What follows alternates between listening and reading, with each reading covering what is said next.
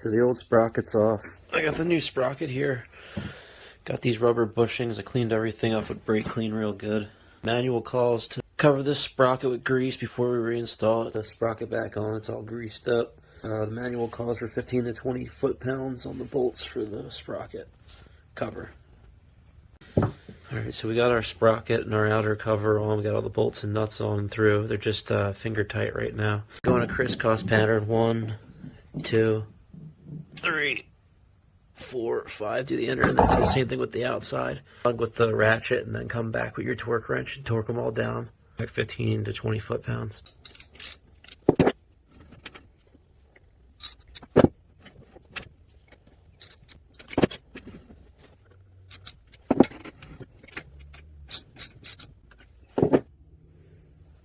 So we got that all back together. We got the new chain on. Just gonna put the master link in.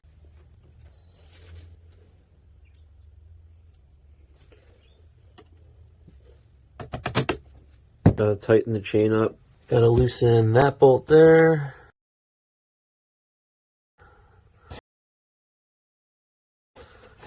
That one there. One down bottom there on the right.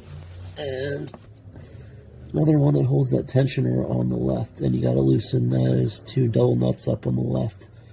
We got all 4 of those bolts loose.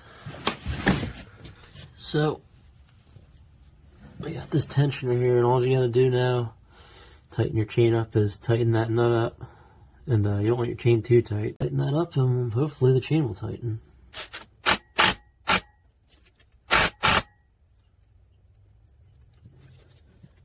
Chain tightened up.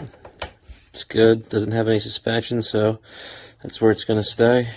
You want to put your other nut back on your tensioner so it's got a double nut on it.